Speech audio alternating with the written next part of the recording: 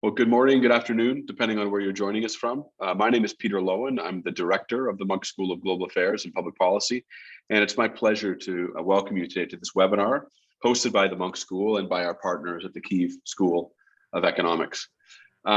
Before we begin, I do want to acknowledge, as we do by right, that the University of Toronto operates on the land of the Huron-Wendat, the Seneca, and most recently the Mississaugas of the Credit.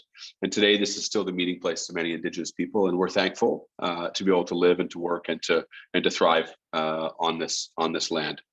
Today, we're going to talk about sanctions in Russia's war, about the role of sanctions in Russia's war on Russia and Russia's war on Ukraine. After Russia's invasion of Ukraine, Western countries imposed sanctions of arguably unprecedented size and scale, with previously unseen speed. Now we are going to ask questions today about what the impact of these sanctions has been so far on the Russian economy and on its capacity to prosecute the war. And we're going to ask as well, what more can Western democracies do to strengthen these measures?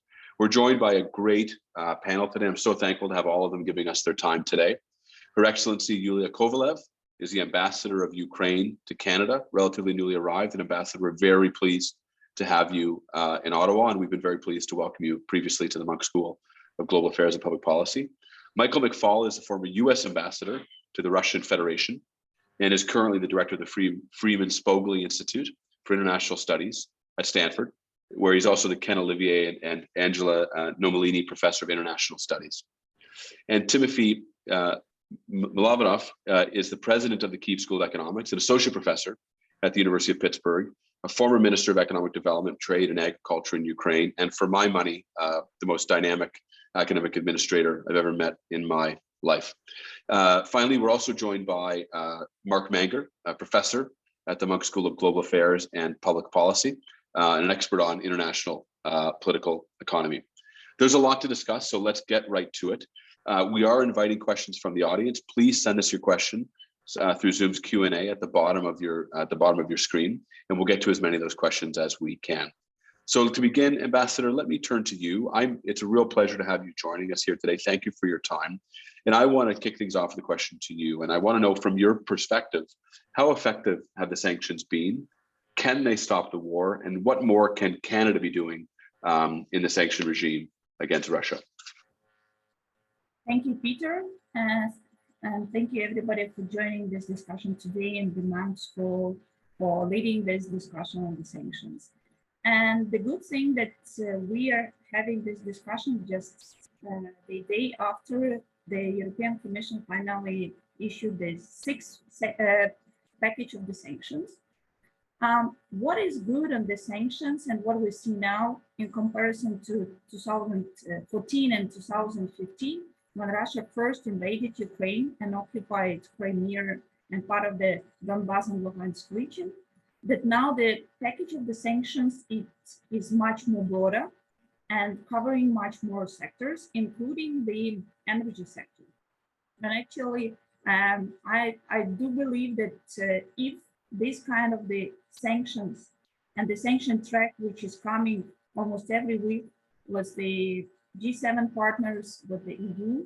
If it happened back in 2014, 2015, there is the possibility that this barbaric war will never happen. So I think this is the first lesson learned from our painful history in Ukraine and Russian aggression towards the country. So whether these sanctions are working.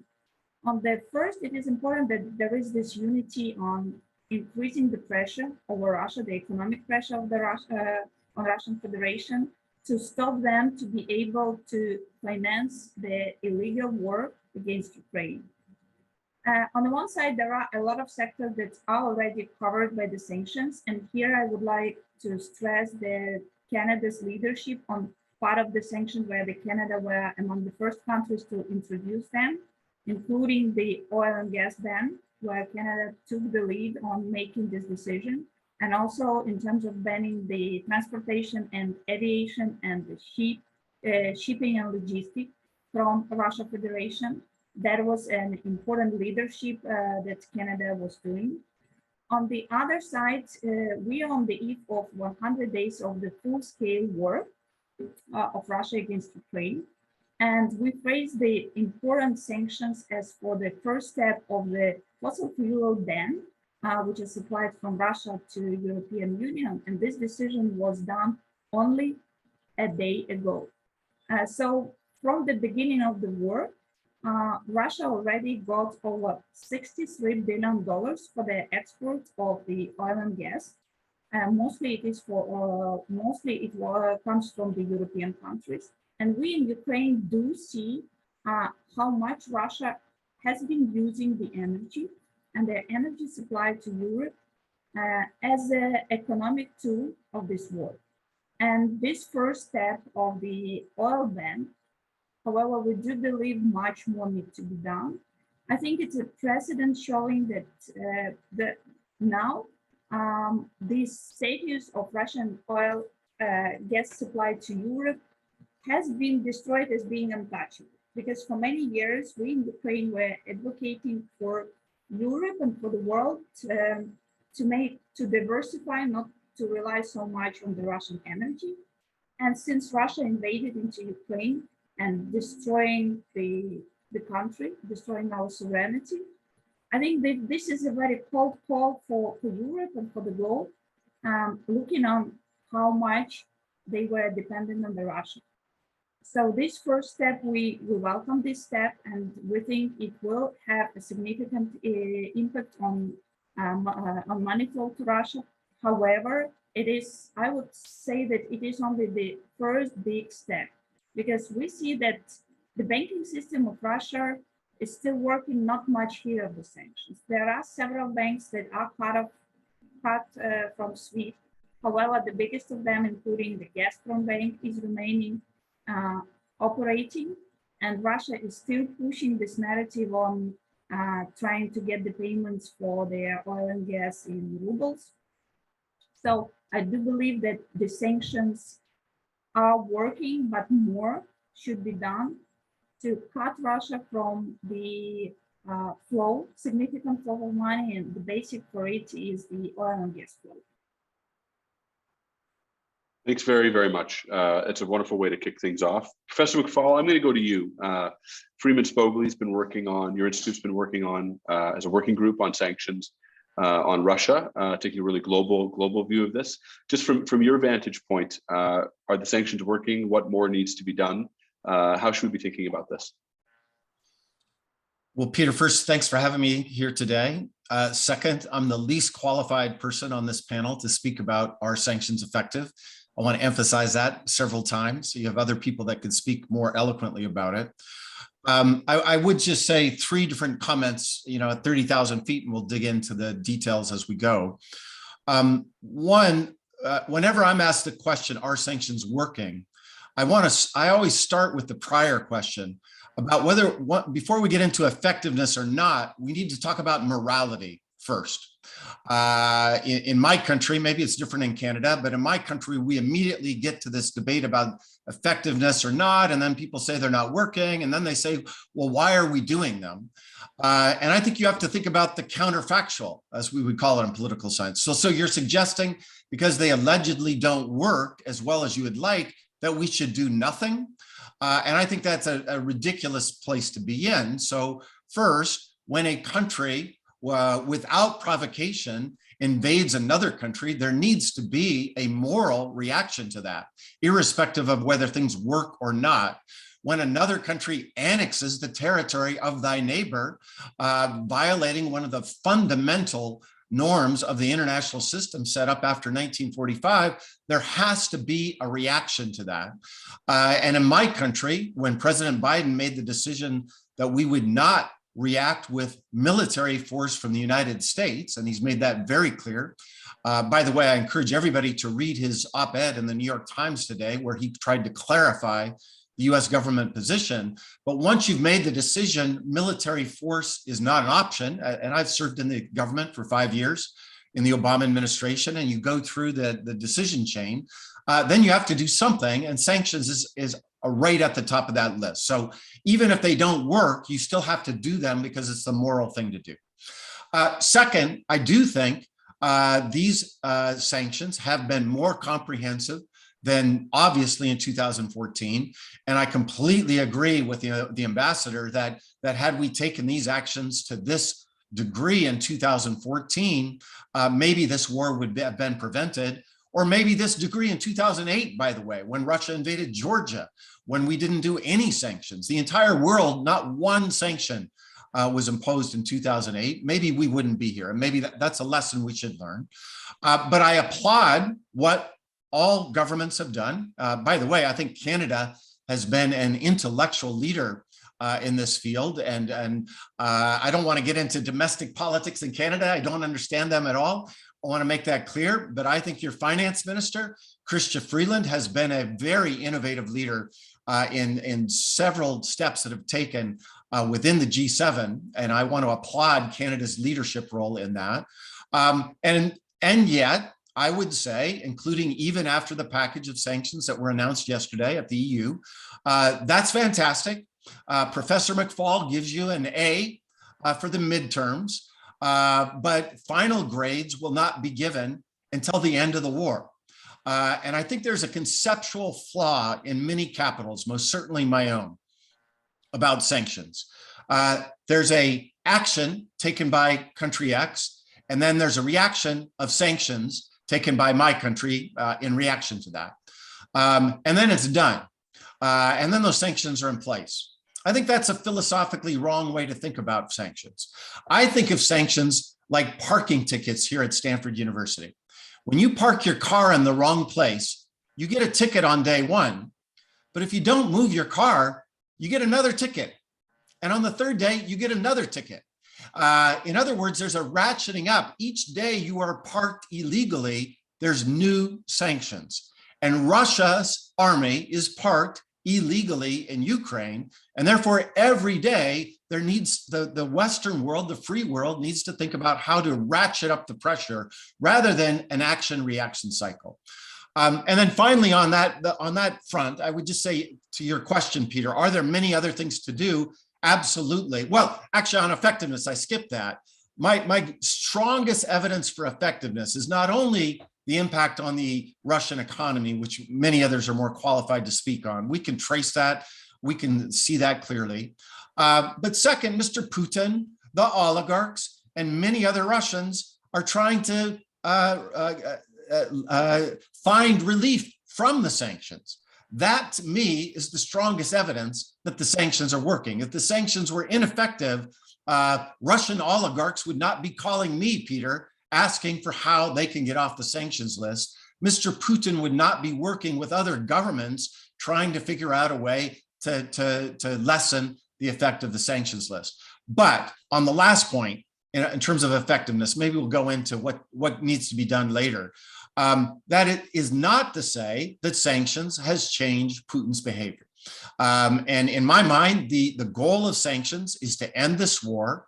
The war has not ended, and therefore sanctions need to be improved and need to be expanded until Putin ends his invasion of Ukraine. Thanks very, very much, Mike. President Mylovanov, I'm going to come to you.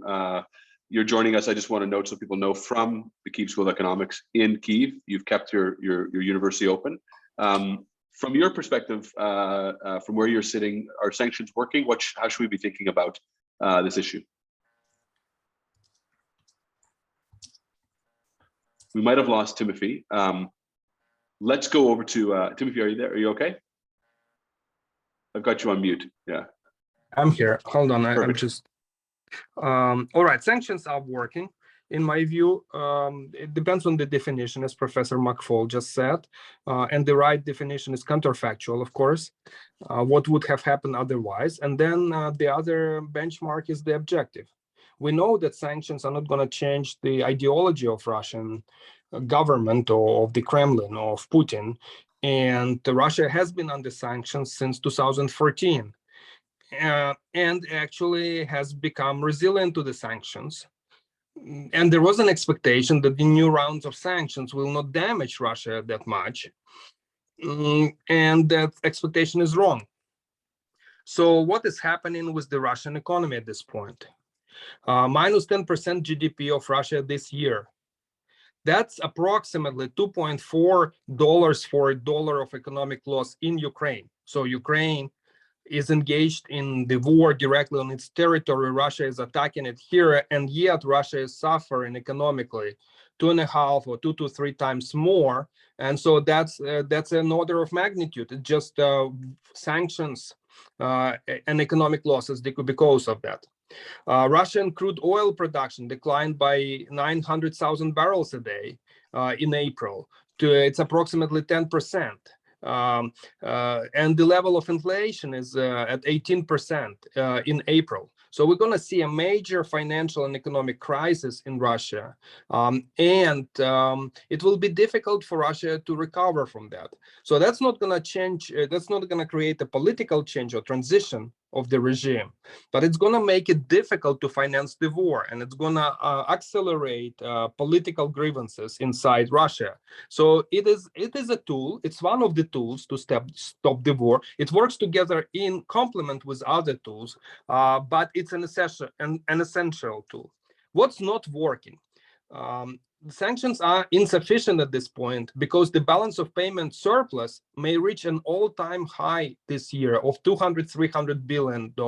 So despite the flattering economy, despite high inflation, despite the drop in production, Russia is actually going to run at $200-300 billion surplus this year. And it's getting, until this sixth package of embargo on oil from the EU, it has been getting around $1 billion a day just from energy experts in the EU. So essentially blood money that the EU is paying. The official exchange ruble has appreciated by 20%. Now it's a controlled exchange rate, but still it has appreciated. The important sanctions that still can be taken are shipment. Russia is heavily dependent on shipping. This is the area for countermeasures. 70% of Russia's total export is shipped through Russian seaports. Russia's main trade partners by trade include Cyprus, Denmark, Latvia, Estonia, and only then China is going there. So there are a lot of European countries. Then Norway, Switzerland, and only then Hong Kong. So the largest company which provides shipping for them is COSCO Shipping. So if sanctions are imposed on shipping on COSCO, Russia will suffer tremendously from the ability to import or export. So in that, to sum up, sanctions are working.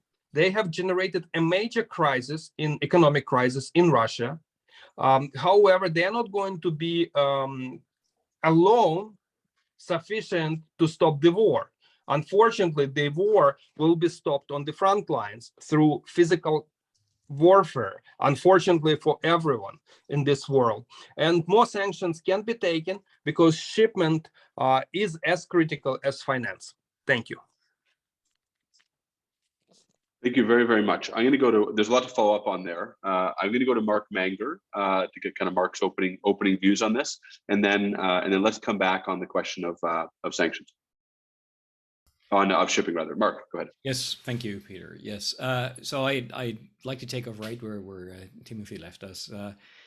The dimension of these payments from the EU to Russia that are ongoing, I think we really need to keep that in mind, right? So if the EU at this point still pays around $300 million a day for its oil, so Canada and the US have delivered these howitzers, right? The M777 howitzers.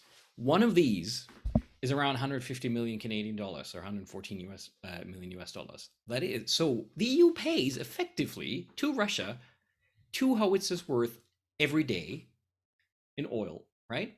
That is just tremendous that this is still going on.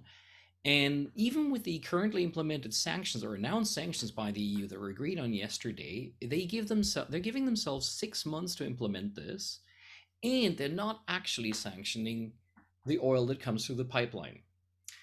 And why is that so problematic? So unless we also really get sanctions on shipping, it's actually easiest for Russia to divert its oil exports that can be shipped to other buyers. What is difficult to divert by definition is the oil that comes through the pipeline, right? And it is here many times where I think the European Union in particular sort of misunderstands where they actually have leverage, because they don't want to, they're not really ready yet to impose the cost on themselves that unfortunately sanctions also imply, and they're giving themselves a lot of time. Frankly, I'm concerned and disappointed, because I believe 6 months is an awfully long time for this war to still go on. A lot of things can happen on the battlefield that might go against Ukraine. I find that very, very worrying, and I think sanctions there need to be tightened faster. And one thing that, you know, a group of economists, of which I'm part, have been promoting for a long time, is to immediately try to put a tariff on Russian energy exports, rather than to just cut off the exports. Basically, force Russia to lower its price to stay competitive in its exports. That would be a way to improve these sanctions. There's a second aspect which relates to not just the economic damage, but the very specific damage of sanctions on Russia's military. We can go talk a bit more about that, but I think here we also need to think harder about how we can really tighten the sanctions to make sure that Russia cannot replenish its military. And this is an area where I'm quite happy. I'm very glad that the Canadian government is taking the lead there, because the first thing that appeared on the Canadian sanctions list, for example, was aircraft parts and all kinds of microchips, and they were just stopped. Where Canada actually, you know, we wouldn't normally expect, that actually has a globally important role. Thank you very much, Mark. The next question I want to ask, and I'll actually throw it out to all four of you, and whoever wants to answer can come in first. But I want to ask this question, and Mark was hinting at it. You know, the sanctions have not yet really bit at the level of the consumer experience, and that's I think at the heart of the energy problem in Europe, right? That European politicians seem to be reluctant to want to impose the cost of the sanctions on their citizens by dramatically either increasing prices, Mark, via tariffs, right, or by really constraining supply. Is there an appetite in Europe for citizens to take on the cost of these sanctions in terms of increasing energy prices? And if there isn't, how are we going to get to the point where we can stop that flow of oil in their energy into Europe and money out to Russia? Mike, do you want to take a crack at it? Well, I'm not a European, so I don't want to actually. But since you threw it to me, let me just say two things. One, in our working group, we also support a tariff, by the way, Mark, in our latest energy paper. I'll put it in the chat. And by the way, we shouldn't assume that all of the cost of that tariff would be on European consumers. The idea is to take that money away from Russia. Because the oil is a competitive global market, and if Russia is priced higher, and they'll have to reduce, and they already have reduced the price that they're getting. So they're getting a lot of money, as Tymofiy said, but they're not getting nearly as much money if there had not been the sanctions in place. So I think that's important for people to understand. But Peter, you're asking a very hard question, particularly about gas. We're talking about oil. We haven't talked at all about gas. And my sense of that debate is they're trying to thread the needle in a kind of incremental way. And I just philosophically disagree with incrementalism right now. Yes, you know, the end of this year, that's a long ways away. Many Ukrainians will die in between that period. And I think thinking more of a Big Bang approach to provide as much shock and awe as possible to the economy. And by the way, it would have a psychological effect too. It's not just the economic effect. It would have a psychological effect within Russia, but I'm not optimistic that European leaders share that view with me. Ambassador, your view on this? Yeah, and I like with the energy, as we are now talking more on the energy. I'll just share you the story of Ukraine, which we came on to in 2015. By that time, Ukraine was 100% relied on Russian gas supply, and it took the years. We were one of the biggest consumers of Russian gas.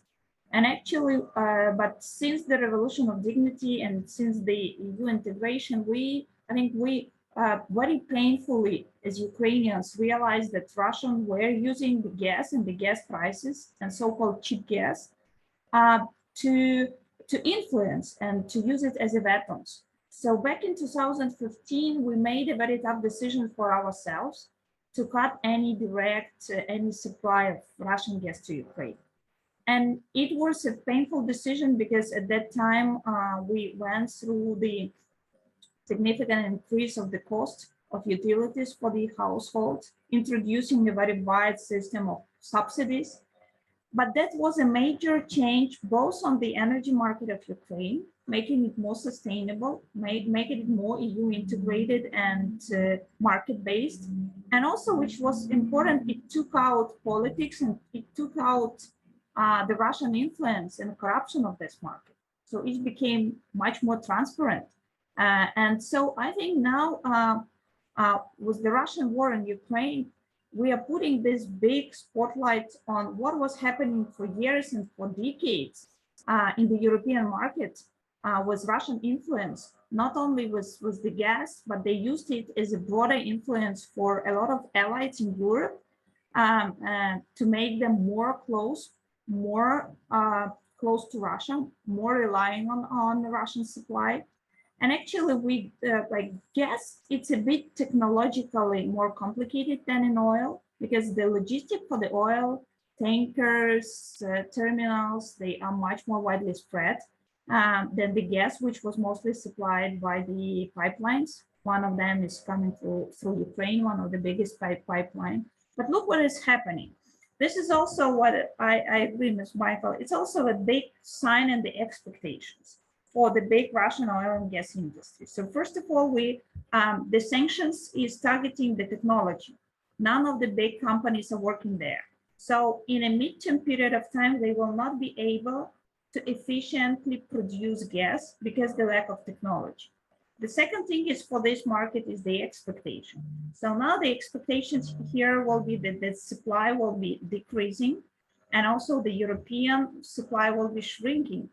And we see now already Poland, Finland, Bulgaria, Netherlands, they are already not supplying with Russian gas. Just recently, the three main traders like Shell, Gazprom, Austria, they already also refused to pay for gas in rubles and the contracts are actually frozen or canceled with them.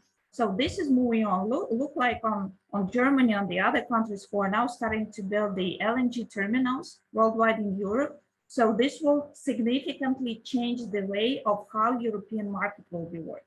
But there is one more dimension that everybody was talking for years, and now it is a call of really action to do.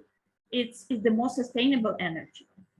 With Russian gas supply to Europe, a lot of countries were quite reluctant on discussing with the significant efforts for addressing the climate change and some of the renewable energy supply.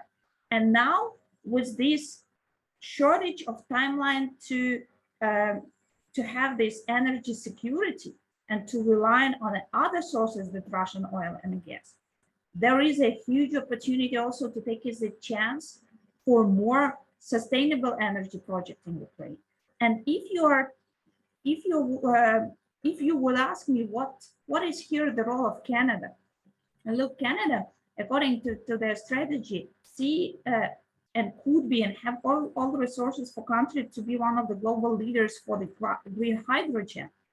And the Europe is now barely working and looking for alternative resources, not only for the oil and gas, but for other energy resources, the new one, more cleaner in terms of the emissions. And here we do see that there would be much bigger role for Canada with supply for hydrogen, with more supply of including the LNG to Europe. And there is a terminal under the construction on the East Coast that could be used in a mid and longer period of time to support European energy security.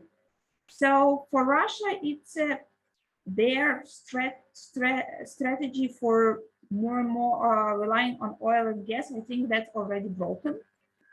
And the sanctions, as they are in terms of the technology, by the way, where Canada was among the first to totally ban any R&D and any technology share with Russia.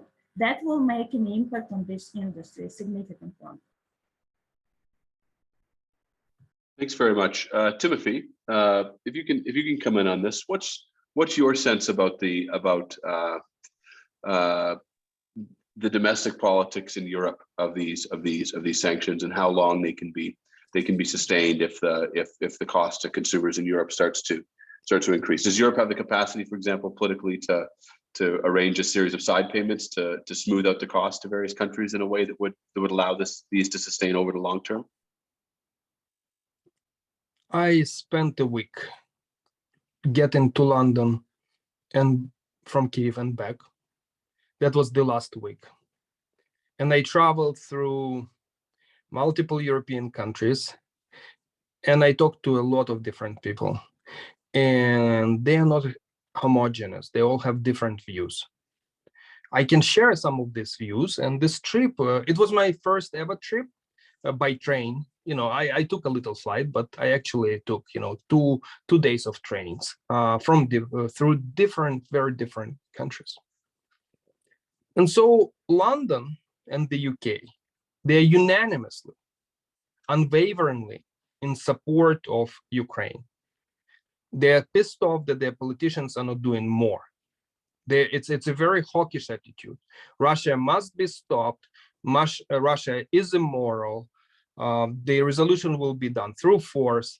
Sanctions are justified, and the cost is worth paying because the alternative is worse. If Russia is not stopped now, it will be just emboldened, and we'll have to pay that cost later, but just more, and more people will die. So that's the British. Then Poland, Slovakia,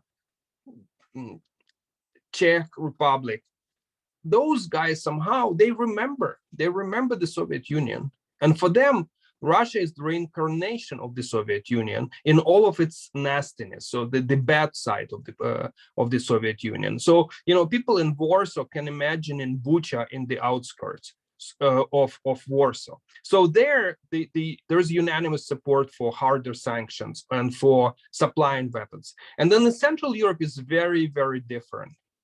They talk about joint culture and connections and the fact that war doesn't lead to the resolution, and we need to find a way for diplomacy. But even there, my sense was that gradually there is a kind of dawning happening, it dawns on people that unfortunately Russia is not out there to negotiate. So my view is that the Central Europe and the Western Europe will have difficult time maintaining or sustaining the sanctions, as it's going to be hitting the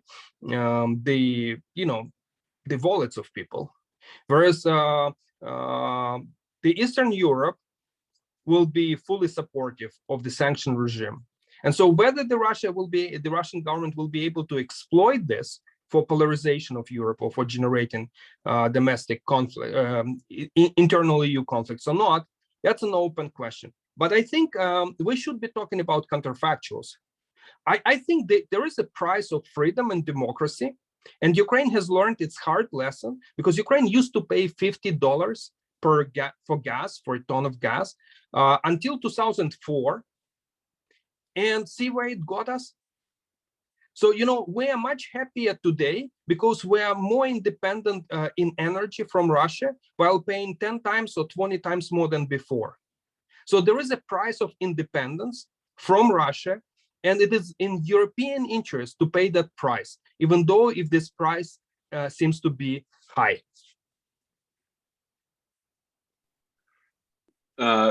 Mike McFaul, I've been unfair to you. I've asked you about Canada and I've asked you about Europe, but let me come closer to home for you. Let's talk about the domestic politics of these sanctions and more broadly, support for the effort in Ukraine within the United States, the United States government and Congress, but more broadly the population. Do you see sustained support for support for Ukraine within the US, and if there's wavering there, what has to be done to shore up that support over the long haul? So I'd say a couple of things on sanctions. I would say among elites, politicians, and the Biden administration, there's quite a bit of support still. But of course, it's easy for us because the burden of the sanctions is on other countries, right? Comparatively, the sanctions that we've imposed so far have not imposed many costs on the United States, with one exception. Of course, there are some politicians here in the United States, mostly in the Republican Party, that blame inflation on sanctions, that blame inflation on Ukraine. I just had a interaction with a group of people like that just a few days ago, where it's Zelensky's fault that we're paying the gas prices that we're paying. Now, President Biden says, no, it's Putin's fault, but it is that is churning. That is definitely churning and blaming sanctions, blaming our response for inflation. And inflation is way more important for voters than support for the war in Ukraine. So that's a place that political entrepreneurs, I'm putting that diplomatically, are trying to use that schism. Second, there's a big debate about weapons. That's why the president had an article in the New York Times today about what kinds of weapons should be supplied. He's chosen to very precisely to provide weapons that he thinks will help the Ukrainians on the battlefield on Donbass, but not be able to strike deeply into Russia. That's the compromise they made. And I would say in elite circles, there's a division among people that follow this closely. I do not think that is a major debate within larger American society. American society, I don't think, understands the differences between HIMARS and MLRSs that have a range of 300 kilometers. But among elites, I think that is a big debate. Are we doing just enough to not let Ukraine win? And that is a serious debate that I personally am engaged in as well. Third, more broadly, I would say society is ahead of our elites right now on support for Ukraine. And that's my sense, just like Timothy was saying in England and even in other countries in Europe. And you see that in a number of ways. For instance, one of the new other sanctions we haven't talked about yet, but it was in one of the papers in our working group, was an idea that Russia should be designated as a state sponsor of terrorism. And if you do that, by the way, it has lots of implications for all kinds of different sanctions, including banking, including Gazprom Bank. It's kind of, the nuclear strategy of sanctions, because it has implications for all kinds of other ways that you cannot interact with state sponsors of terrorism, according to American law. I don't know what it's like in other countries. And I can tell you, because I spoke to her personally about it, Speaker Pelosi supports that idea. There's legislation in the US Senate supporting that idea. And so far, to the best of my knowledge, the Biden administration has been reluctant to go that far. And I think that's just an anecdote, but an illustration where those closest to societal pressure are, those running for re-election in November are more, I would say, aggressive on sanctions than the administration, which, to be fair to them, they're trying to figure out what they think is the right policy for American national interests, but they're also in a kabuki dance every single day of trying to keep the alliance together and to not do something beyond what the others in the NATO alliance want to do. At least that's my impression, talking with senior Biden administration officials on a pretty regular basis. Thanks very much, Mike. It's very comprehensive and very, very helpful indeed. Mark, I want to talk a little bit about in a sense, the domestic politics of Germany, but in a sense, it's the domestic politics of everyone who's got a manufacturing sector. The European Union's said that one of the things they want to move into is considering bigger sanctions on dual-use technologies. You can, if you send a microchip or a GPS to a country, it could be used to navigate a car around Moscow, or it could be used to equip a weapon, right, for precision. Can you just walk us through what are the implications of sanctions on dual-use technologies? What are the politics of this, and how should we be understanding the possibility of a wider ban on dual-use technology in the sanction regimes? Yes, so dual-use technology, by the way. So dual-use technology is, as the name says, it's technology that you can either stick into your laundry machine or into some form of military technology, or specifically to use Peter's example precisely of, you can have a GPS module that tracks a car, or you can have a GPS module that tracks a drone.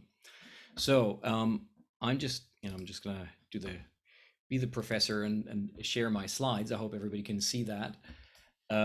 This is an example of dual use technology in Russian arms. And this is where we were looking at a really complex policy field of sanctions and intelligence work and feeding this into the policy process. So this is a Swiss GPS chip that is normally being used to track trucks as they travel across Europe, to track how many hours did the driver drive and did they take their rest breaks. This was found in a Russian drone. Then it was taken apart by Ukrainian military personnel, and this information is then relayed to Western intelligence services to tighten sanctions. This is how it works, right? Now, this actually is very convenient. This is the manufacturer and written on it. This is a Swiss manufacturer. And it's very striking here that Switzerland, on the one hand, claims we cannot actually deliver any ammunition that we're producing to help Ukraine, but somehow these GPS chips can still be used to be plugged into Russian drones. So this clearly needs to be tightened, but it's not always that easy. This is where a lot of detective work is used. This is also what Ukrainian military personnel has found.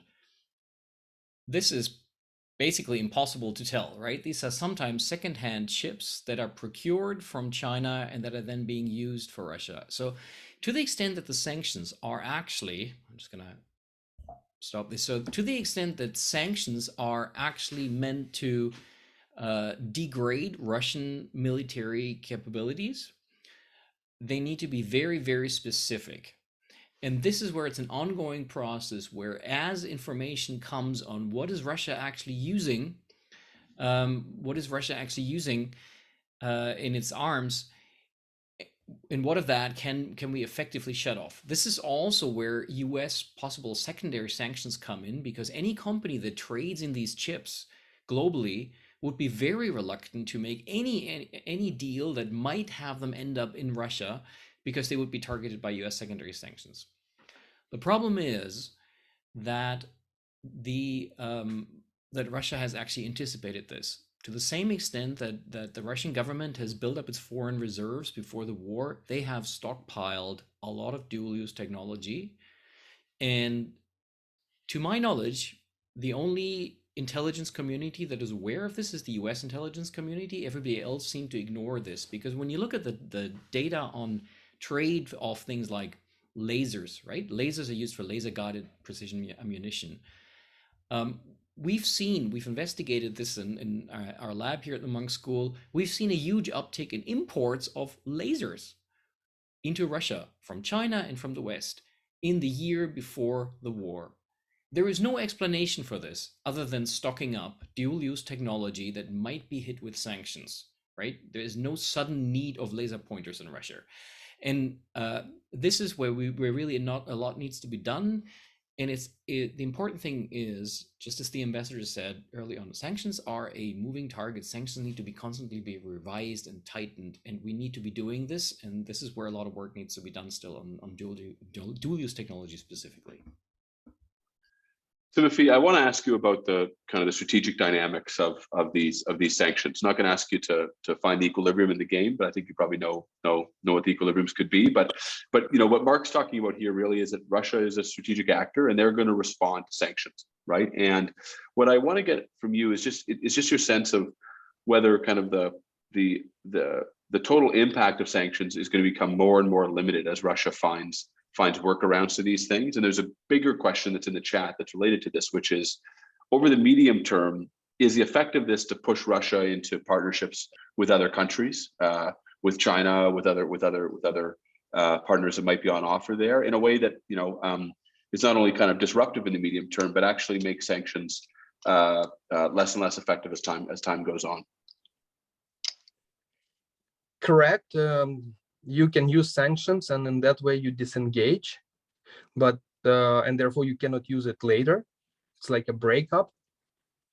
unless you do what Russia does, abusive relationship, what they have been doing with Ukraine. They, in agriculture, they started imposing sanctions on Ukrainian agriculture as early as 2012, 2 years before Crimea. And they would put it for a year and then would relax, and then for another year and then again relax or switch them. And that would create a very damaging dynamics in Ukraine, where businesses were about to pay the switching cost to improve quality and switch to the European markets, and then Russia would relax the sanctions, and the Ukrainian businesses would go back to exporting, and so they kept in that way dependent on the Russia. So in principle, the world could do the same. It could impose sanctions and then release, limit them and then impose them again. I've seen a question in the chat saying, can we maybe trade sanctions down for exports of grains? Of course, but we can also impose them up afterwards, after the harvest, or we can impose stricter sanctions now and then drop them after the export back to what we were expecting to be normal anyway. So you can play this game, but I think fundamentally it's in the interest of the EU and the world that it becomes less dependent on trading with Russia until Russia changes its behavior. So currently it's just dangerous to trade with Russia. Russia uses three economic weapons strategically. We have been talking about two. In the beginning of the war, we have been talking about only one. The first one, of course, is energy. The second one is food security, but there's a third one, logistics from the northern China. And the routes are going through the Central Europe and through Russia. And so it can also disrupt those to generate costs along the supply chains for Europe. So that can be done. The way Russia operates is, if you look at the history of them cutting off gas, the strictest cutoffs or the most severe interruptions were in 2004, when very little was happening in Ukraine yet. So over time, the severity of Russia's response to sanctions, or the desire, the willingness to counterattack, has diminished. So if Russia is mad, so Russia is constantly testing. That's true. But it's looking for a weak point. And if it's met with a firm response, it actually doesn't escalate. That's what we have seen if we take a history of interruptions in gas. So right now, Russia is testing the European economies and the West overall for this resilience and resolve. And they're hoping it's the same scenario as in 2014 or 2008, where the West didn't want to do much about this, and everyone wanted to move back to business as normal. If that's the case, Russia will win. In that sense, they're a strategic player. So it much depends on the Ukrainians' ability to keep itself relevant diplomatically and in the news, and build relationships with the EU.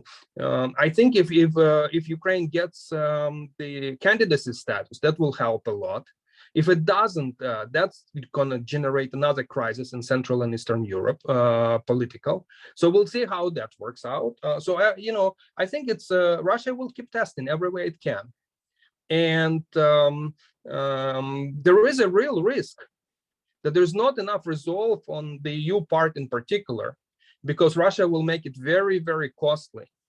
But I think people should understand that the counterfactual, the outcome, is just further escalation down the road, because Russia is not stopping where it is with Ukraine. So we're in the new normal, in the new reality, where Russia is a rogue player in Europe, and it will be good for the economies in the EU to insulate themselves from dependence on any trade with Russia. That's a strategic priority for the European Union. Yeah. So what you've set up here is I'm going to come to Mike, and then we'll go around for just closing comments. But what you set up here, you've really articulated what the big challenge here is, right? Which is one perspective of this is that this is not short term. That actually the sanctions are a set of first steps towards a very new relationship with Russia, which will be costly for a longer period of time than just a matter of months for many countries. Mike, you wanted to come in on that point. Just two things, just to build on what the very important points that Tymofiy just said. I completely agree. I would add a couple of things. I used to be the ambassador in Russia, as you may remember, and I used to deal with the American business community in a very close and intimate way. That's the job of diplomats, right, Ambassador? That's part of your job in Canada too. I am struck, just anecdotally, as somebody who speaks to these companies pretty much on a daily basis, how this does feel different to me. And it's not just about the immediacy. It's about, do I want to, as a CEO, have an investment or trade in Russia? Now, many have kept their heads down, and I could name them right now, and are just trying to ride the storm and to get back to business as usual. But I am struck by the hundreds of American companies who've just made the decision that in the long run, it's not worth it, because there might be another war. That it's just too risky. It's bad for their reputation. And when ExxonMobil pulls out, when a company like that pulls out, that is Starbucks, McDonald's.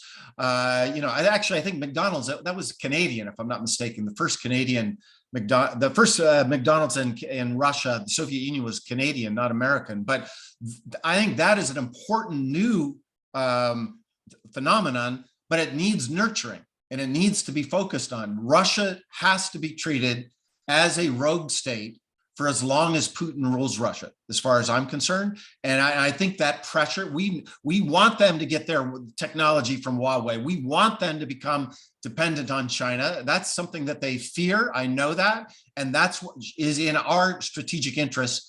And when I say our, I mean people, small d Democrats, people who live in the free world. But the second part of that is on Ukraine. Ukraine also can't return to business as usual after the war. That would also be a complete disaster, a wasted opportunity.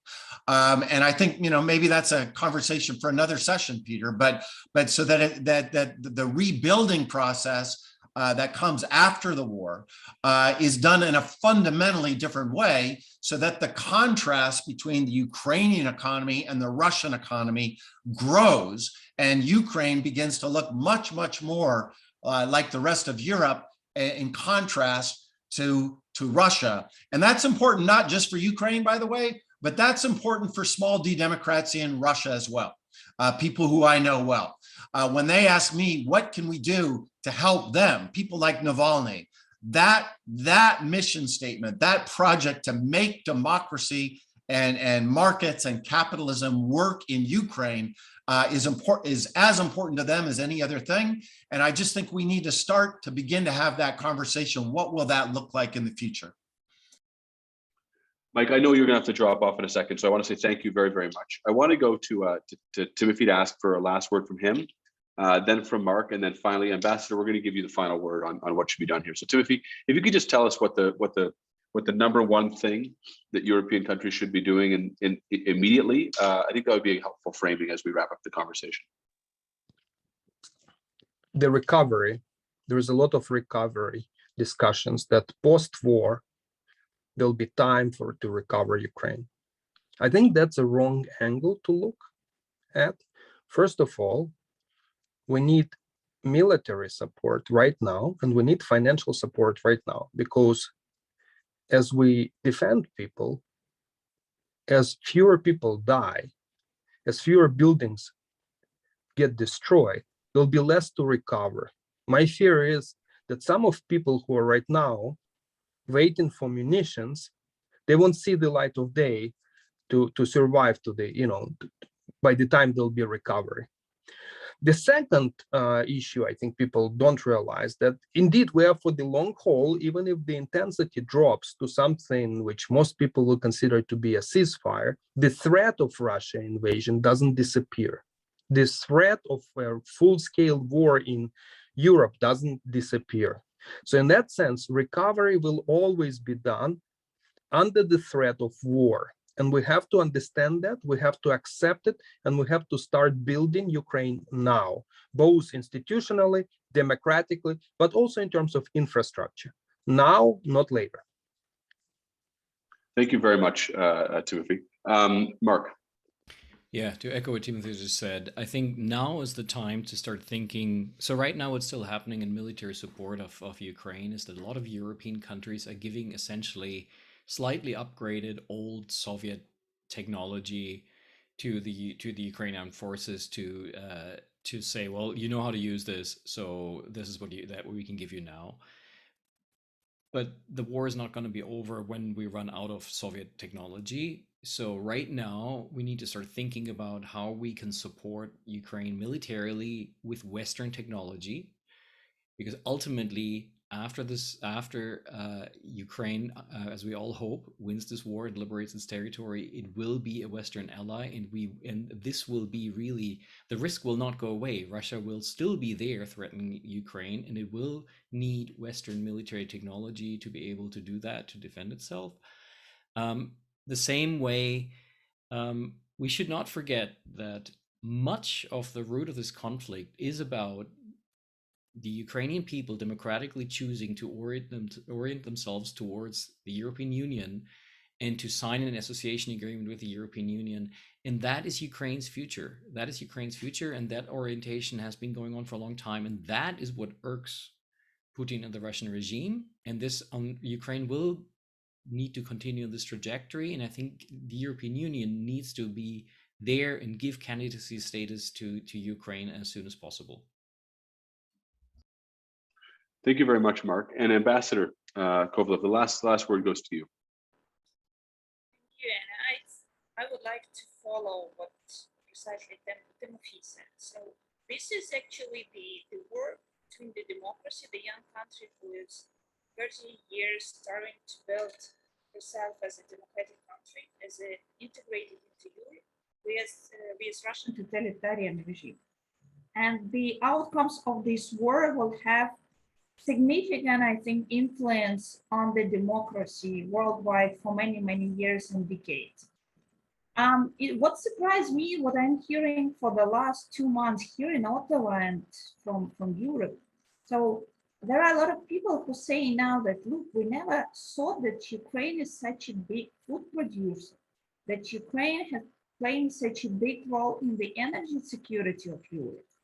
And so the Ukrainian story and now the Russians war, it is something like the success of Ukraine was an existential threat to Russia and to Putin regime, because being Ukraine democratic, being Ukraine economically successful, being Ukraine's sustainable democracy, this is the existential threat to Putin's regime. And everything what he in his speech just a few days before the start of the war was naming, that were the democratic reforms that Ukraine was doing since 2014 and even earlier.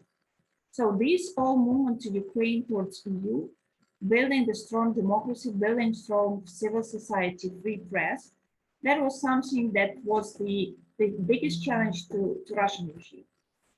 And sanctions are the good mechanism which unite the countries, which impose the restriction to Russian economy. But is it enough to win the war with the sanctions? I would say no, because the war and there is on the battlefield, and we need the military support. And I recall to what was said just before, that the world will need to think what better should be supplied to Ukraine. I would say no.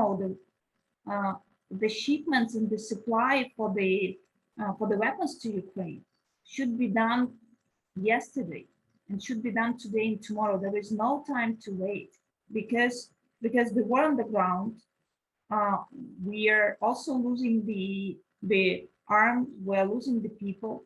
You saw all the atrocities in Bucha and Irpin. We haven't seen much from Mariupol because the city is totally occupied, but we see the evidence of filtration camps, what Russia is doing in those territories, what they are occupying now temporarily. So the supply of the weapons is the biggest and important thing that's in support of Ukraine that should be done and should have been done right now, because this war is happening today at this particular moment. And as much by not weak supply of the weapons, too much thinking, too much debates, the world will take this as day, week on making this decision. As much they allow Putin to play on this global chess plane and allow Russian forces to move on through the territory of Ukraine. And of course, it creates more deaths, it creates more distortion, and it creates more challenging to the global world, including for the global economy. So this is now the biggest call is for the weapons supply of Ukraine. And we call for everybody to make these brave decisions and to make this decision now. Thank you very, very much, Ambassador. I want to thank you for taking the time to join us today. I want to thank Mark Manger, of course, Mike McFaul, and Tymofiy Mylovanov for joining us from Kyiv. Of course, we're doing this in partnership between Munk and the Kyiv School of Economics, a partnership we really value. And I want to thank all of you who have joined us as the audience today for joining us for this discussion. These are the most important matters we're wrestling with globally right now. So we really appreciate all of you taking the time to learn about this and to spend time with us today. Thank you very, very much. And we're looking forward to seeing you all at our next session between Munk and the Kyiv School of Economics. Cheers.